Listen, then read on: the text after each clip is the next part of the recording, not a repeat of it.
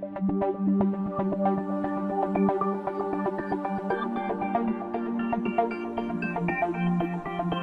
is Ms. Black with Open Campus, Math 102. We're in Module 15 and we're now in Part B. So we just saw a minute ago that we can graph an exponential equation. And we saw that curve is either growth or decay. Well, if you remember from Modules 11 and 12, exponential equations go hand in hand with logarithmic equations.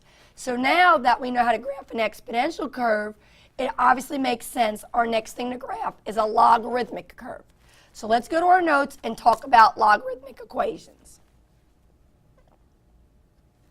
Okay, if you look at your notes, you will remember that the definition is a logarithmic equation has the word log in it. It could either have the log, common log, or the ln, natural log. And remember the subscript is the base.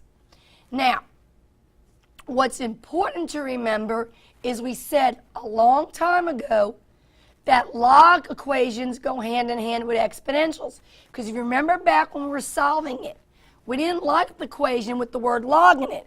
So you remember we did the funny thing I called the swing, and we changed it to an exponential equation. So because we could change a log equation to an exponential equation, they were inverses of each other. Just like if you remember, if I write an equation with addition, I can also write it with the subtraction. They're inverse operations. Well, now we got to talk about the word inverse as it relates to graphing. In graphing, we can use the word inverse, but it means something totally different.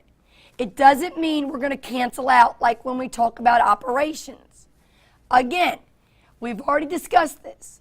Every number in math has an additive inverse. If I say 4, you can add to it -4, its additive inverse, and they would cancel out. We've already discussed this. Every number has a multiplicative inverse. If you say 4, the multiplicative inverse or the reciprocal is 1/4, and the 4 and the 1/4 would cancel out. Well, now we're doing graphing. And in graphing, the word inverse means something different. It doesn't mean to cancel out. So, in graphing, the word inverse means switching domain and range. So everybody look very closely. We all know the word domain stands for what variable? X. We all know the word range stands for what variable? Y. In graphing, when you graph inverses, you are physically going to switch the X and Y value. Now, when I say switch, I mean absolutely change their location. I don't mean make them opposite. I don't mean make them the reciprocal. I mean change their location. So if you look here in your notes, if I give you point A is at 2, -3, and I want you to graph its inverse, that means switch the location of the X and the Y. So our X value is 2. So on the inverse, it will now become the Y value. Our Y value is -3. Well, if we switch that, that will now become the X value of our inverse. So the inverse of point A, 2, -3, would be the point -3, 2. So in graphing, which we're going to be doing today, we're going to be graphing inverse equations. It means switching their X and Y values. So if you look here, this is what I want to do today. If you look up here, in blue is your exponential curve. Y equals 2 to the X. To graph its inverse equation, it's log, which is Y equals log base 2 to the X. If you look, the curve in red is the log. Every point on that red curve, that's the log, was an inverse of the points on the blue, the exponential. And that's what I'm going to show you to do today. We already know how to graph an exponential curve. All we're going to do today now is take those points and switch them, and we'll get our log curve.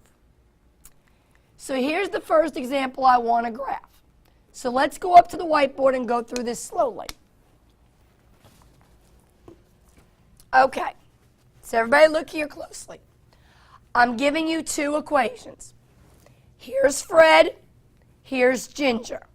First of all, let's get rid of the function notation. Let's replace the f of x with the y and the g of x with the y. So I have two equations here. We've already discussed this one. Y equals 3 to the x is clearly an exponential equation. Why is that? It fits our definition. The base is a positive number. The x is in the exponent spot. We know to graph an exponential equation, there is no trick. You plot points. How do you get the points? You set up a t-table. So let's refresh our memory and review what we learned in Module 15a. When we graph an exponential equation, what's the minimal number of points we need? Can't have 1 point. That won't do us enough good. Can't plot 2 points. That would make a line. So the minimal number of points we need to graph a curve is 3. You can pick whatever x values you want, correct? Ms. Black always picks 1, 0, and -1. I'm a creature of habit. I always pick a positive number. I always pick a negative number. I always pick 0. To graph an exponential equation, it's just substituting. I'm going to take that 1, substitute it for x. So I'll get 3 to the first, which is 3. I have the ordered pair, 1, 3. I'm going to plot that, 1, 3.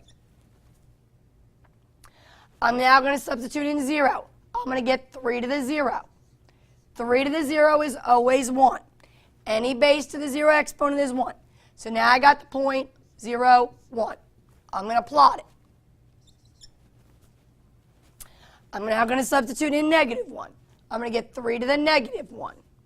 Well, can't work with a negative exponent. So to make it positive, I do the reciprocal of the base. So that would be 1/3 to the first, which we know is 1/3. So this ordered pair would be -1, 1/3. I would go to x is -1, and I'd only go up a little bit, 1/3. Do you have enough points to make that curve? Yes, you do. An exponential curve follows the x-axis. And obviously, this is an exponential curve that is growing. Now, this is why function notation is so great. I'm just going to put on the graph here f of x. That's Fred. That's the picture of him. Okay? Everybody's good reviewing so far? Great. Now, what we want to learn today is to graph an equation with a log. We're not going to do anything crazy or difficult. We're not even going to deal with natural logs. We're just going to deal with just log, a good old log. What I want you to notice is the base of the exponential, which is 3, is the same base as this log, which is 3. Now, I want you to think for a minute. Seeing that there is no shortcut to graph an exponential, we have to do a t-table. That means there's no shortcut to graph a log. Here comes the problem. Can you set up a t-table for a log equation, substitute a number in for x, and get a value for y? Well, if this was base 10, then we could use our calculators. So it would be great. If this was base 10, yeah, we could put any number back here and use our calculator to get our y value. But we've already discussed this. This is base 3. Can't use our calculator. We learned that in Module 12. So if you pick a number for x, do you remember how to work log base 3 in your head? Probably not. But that's okay, because we don't have any work to do. Because all we need to do to set up this log t-table is follow our new definition. Our definition, which goes back to Module 12, says exponential equations and logarithmic equations are inverses of each other. Inverses undo each other. And that's what we did when we solved.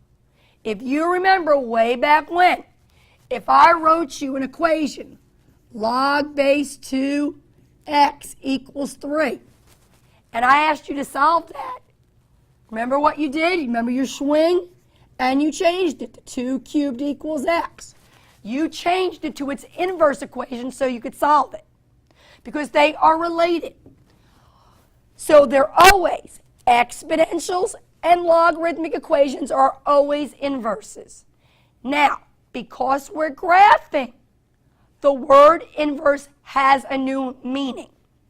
In graphing, inverse means physically to switch the domain and range. Domain stands for X, range stands for Y. All you got to do to get the t-table for the log is take this t-table of the exponential and switch the values. These numbers are the x values of the exponential. They will be the y values of the log.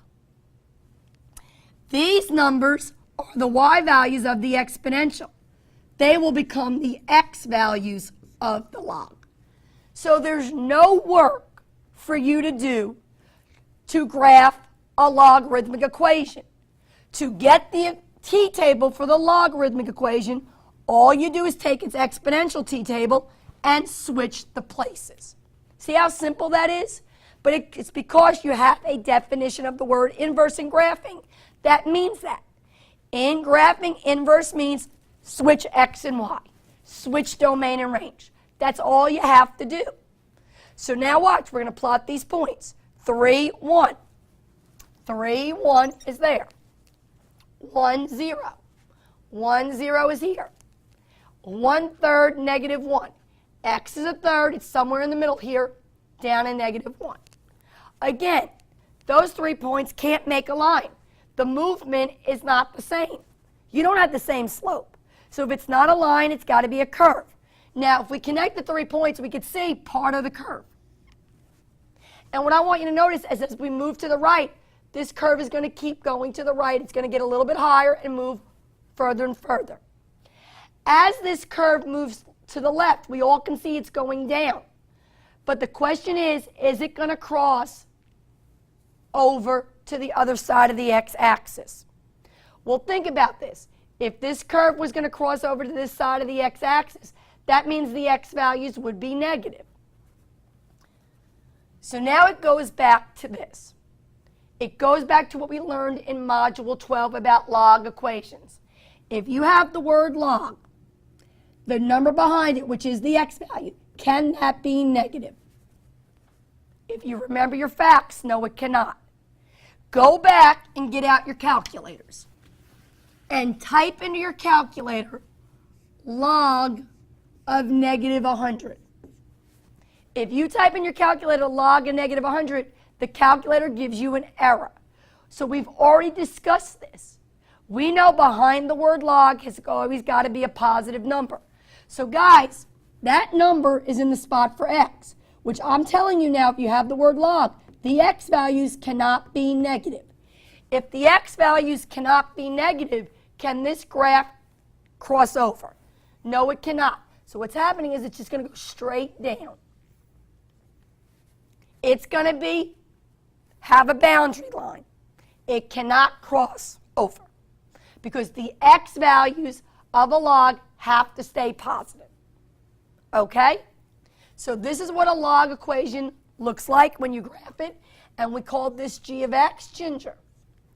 Now what I want you to notice is every exponential curve and every log curve have a symmetry to them. Remember, symmetry looks the same. We've already talked about 2 types of symmetry. We've talked about even versus odd. Even means, if you remember, that the left side looks like the right side. Well, that's not happening here. The left side of this graph does not look like the right side. Remember, if you split it down the middle on the y-axis, the left side does not look like the right side. Odd means that you turn the picture upside down. Well, if you turn that upside down, it's not going to look the same either. The symmetry that we have here is with the diagonal line. Do you all agree if I took this picture and I took this corner and folded it to this corner, that this orange curve is going to fall on top of this green curve? Try it. Do it at home. What happens is there's an invisible diagonal line that's going through this picture. And this diagonal line is starting at the origin, and it's moving by a slope of 1. Up 1 to the right 1, up 1 to the right 1.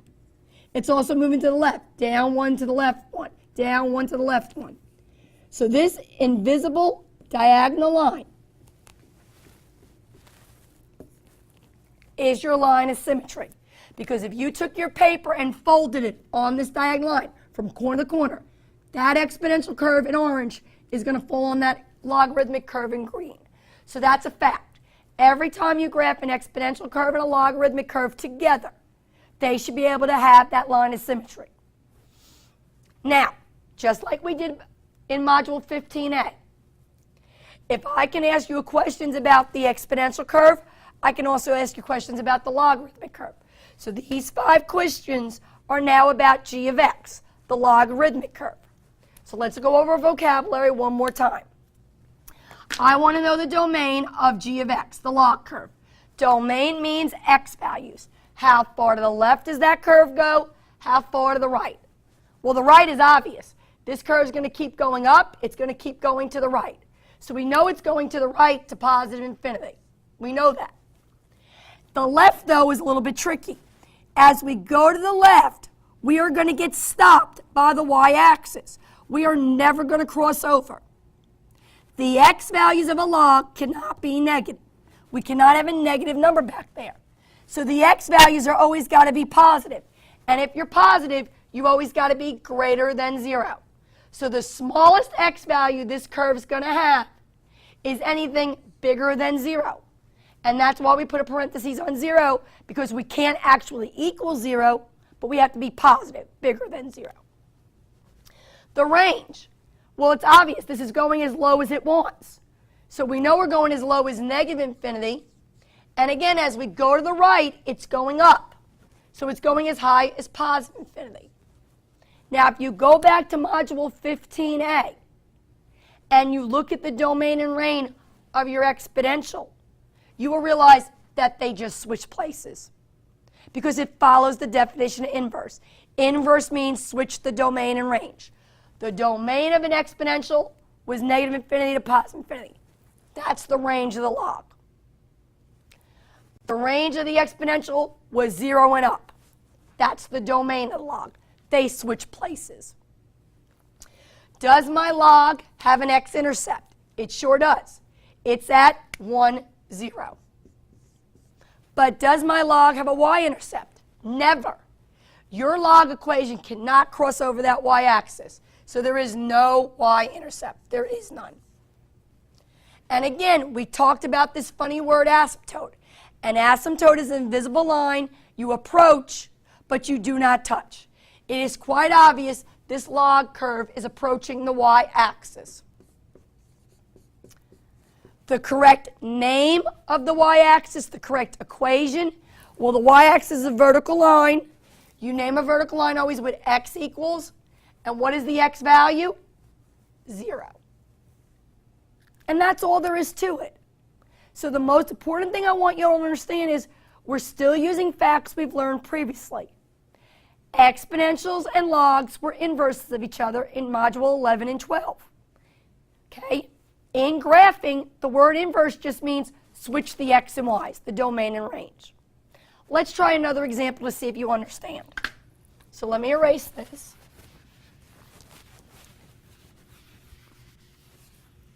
All right?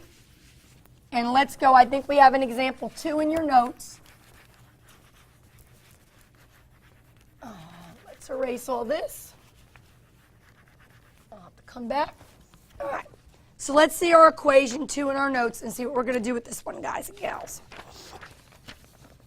So it says graph g of x equals log base 1/2 x. Now, if you look, I didn't give you the exponential equation. And that's okay, because you're going to make it up. What I want you to notice is this is a log equation. And there's no way you could take a number and substitute it in for x and get a value here. Because remember, this you cannot type in your calculator. It's not base 10. So the only way for you to graph a log equation is first to set up the t-table of its exponential equation. So to write an exponential equation, we know it's y equals a base with x as the exponent. The base of the exponential is going to be the same base as your log. What number up here is your base? 1/2. So what we're going to do first is we're going to set up our t-table for our exponential equation, which would be y equals 1/2 to the x. How many values do you need to pick for this table? Good, a minimum of 3. I'm going to pick 1, 0, -1. I'm going to substitute it in. So I'm going to have 1/2 to the first, which we all know is 1/2. I'm going to have 1/2 to the 0, which is 1. I'm going to have 1/2 to the -1, which again, we talked about this, no negative exponents, so we do the reciprocal of the base. That's going to be 2/1, which is 2 to the first, which is 2.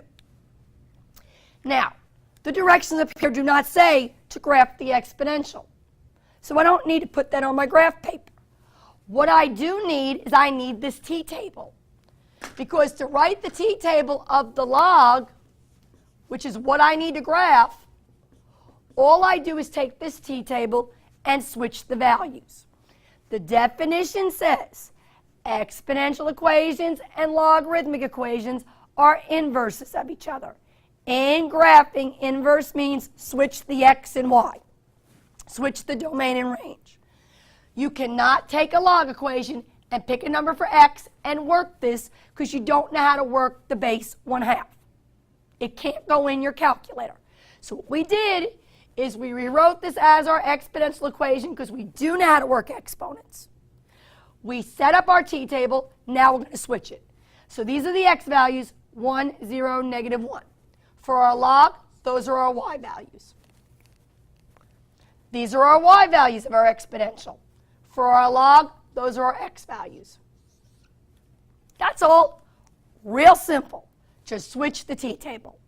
Now we'll plot those points. So I'm going to plot 1/2, 1. And let's get this out of here first. All right. We're going to plot 1, 0. We're going to plot 2, -1. So if you look, here's these 3 points plotted. What's happening is we talked about this, that logarithmic curve has got to get close to the y-axis. So if you look, before it came from the bottom, now it's coming from the top. It's getting close to the y-axis. And then it's shooting out this way. So that's your logarithmic curve. It either can come from the bottom or it can come from the top. But it's always following the y-axis. Now answer your questions. The domain. Domain means x values. What is going to be the smallest x value? Well, I know according to your t-table, your smallest x value is 1/2.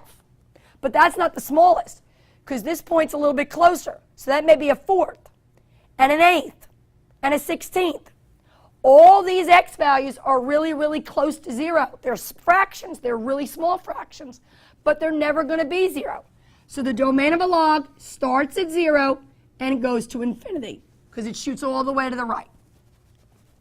The range is easy. We know this is going to go as low as -infinity. It can go as low as it wants. It's going to go as high as positive infinity. Our logarithmic equation function graph has an x-intercept. It's at 1, 0. It does not have a y-intercept. We don't have any. And then again, we have an asymptote. What line does a logarithmic curve approach but never touches? It never touches the y-axis, and the correct name of the y-axis is x equals 0, because the y-axis is a vertical line.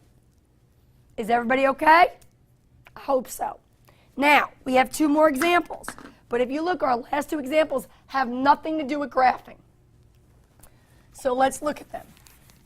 So we do not have to graph a picture for our last 2 examples. All right. All right. Example 3 says, find the domain of each logarithmic function. Find the domain. And I'm given 2 equations that are both log equations.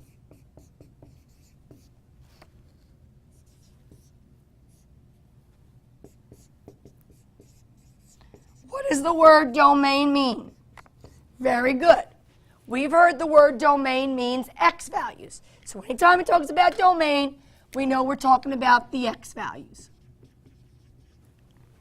Okay, if you look at this equation, this is the y, here's the x. So this part of the equation is the domain. What they want us to do here is they want us to know what's the smallest x value, what's the highest x value. But they don't want us to look at the picture and graph it. They want us to do it in our head. Now, believe it or not, this is going back to Module 12, talking about concepts about logs.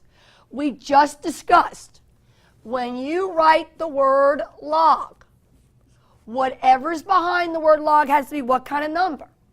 Right, it has to be a positive number. That goes back to Module 12. If I write log of 100 and I type that in my calculator can give me an answer. Does anybody remember what the visible base is here? Good, it's base 10. When you type in log of 100, you get out a 2. And back in Module 12, we learned 10 squared is 100. So we learned when you hit the log button in a calculator, the answer you get out is the exponent on the base. If you typed in your calculator log a negative 100, the calculator is going to give you an error. Because again, what's the base here? It's 10. What exponent can you put on 10 that would give you negative 100? There isn't one. 10 to the first is 10. 10 squared is 100. 10 to the 0 is 1. 10 to the negative 1 is 1 over 10. 10 to the negative 2 is 1 over 10 squared. There is no way to put an exponent on 10 to get at a negative number. So we said back in Module 12, anytime you're dealing with the word log, what's behind it's got to be positive. Well, what's behind the word log is your x value. That's your domain. So without graphing, they're asking you, what numbers can go in this spot to keep this positive? Now, some of you could brainstorm it. Can x be 0? No, because 0 minus 5 would be negative 5, and we can't have a negative number here. Can x be 3? No, 3 minus 5 is negative 2. X can't have a negative number. What is the smallest number we could put in this spot to keep that x value positive? It would be anything bigger than 5. If you put 5.1 here, 5.1 minus 5 would be 0.1. That's a positive number. So what they want to know is what number goes in this spot for x that will keep this positive. If you can't figure that out by brainstorming it, guys, we're going to write an inequality. The domain of a log has always got to be a positive number. So the domain of a log has always got to be greater than 0. So take what's back here, which is the domain, and say it's greater than 0. Well, look, that takes us back a long time ago to solving an inequality. And we get x is greater than 5. Any number bigger than 5 in this spot would keep this positive. And then you could do the log of it. That's what they want to know. So now we got to write this. If you remember, there's 2 different ways to write an answer with inequalities. Going way back, long modules ago, you can either write it in set builder notation or interval notation. So let's go over that. If I write the domain in set builder, does anybody remember what special symbol we use? That's right, we use braces, x such that. And then we put our inequality statement. X is greater than 5. If they say to write the domain in interval notation, greater than 5 means you would start at 5 but not include 5. And greater than 5 goes to the right. So without drawing a picture of this log equation, we still know what the domain would be. Because we're just reviewing a fact that anytime you have the word log, what's behind it's got to stay positive. So let's do this one. I have a log equation. They don't want me to graph it, which is great. All they want me to do is tell me what is the domain. what numbers can go in this place of x that keep this positive? Because if you have the word log, what's behind it's got to be positive. Well, you could sit here and brainstorm this all you want, but wouldn't it be easier just to write an inequality? We're going to take what's the domain, and the domain of a log has always got to be greater than 0, because that's what it means when you say positive, you're bigger than 0. So now we're going to solve this inequality. I'm going to subtract 1. Negative 2x is greater than negative 1. We're going to divide by negative 2. Uh-oh, do y'all remember that rule from way back when? When you divide an inequality by a negative, you reverse the symbol. So you get x is less than 1/2. Any number smaller than 1/2, if you put it in the spot for x, will keep this positive. So let's just check that. Can anybody think of a whole number that's less than 1/2? I'm thinking of 0. If you put 0 in this place, 2 times 0 would be 0. 1 minus 0 would be 1. That would stay positive, and you can do the log of a positive number. So instead of you racking your brain, looking at this expression, trying to figure out what numbers can you plug in for x that keep it positive, we just wrote an inequality and solved it. Now let's write this in both methods. In set builder, we put what symbol? Very good, braces. We write our fancy x such that, and then we write our statement. X is less than 1/2. Any number smaller than 1/2, if it goes in this spot, will keep this a positive number. And then I could do the log of it. In interval, if you're less than 1/2, you're going to the left. Well, if you're going to the left, the smallest value is negative infinity. Because you're going to the left. It keeps going and going. The biggest value is 1/2. And that would be in an interval notation. So what we went over today is, again, the concepts from modules 11 and 12. Exponential and logarithmic equations. Back in modules 11 and 12, we solved these equations. Today we graphed them. And we learned, even though they're called inverses, that hasn't changed. The definition of an inverse with graphing means something different. It means switching the x's and y's. We also went over the whole concept that if you have the word log, what's behind the word log must always stay positive. And when you're talking about graphing, what's behind the word log is your x value, your domain. We're done learning how to graph curves. We only have a couple more modules left. I'll see you then.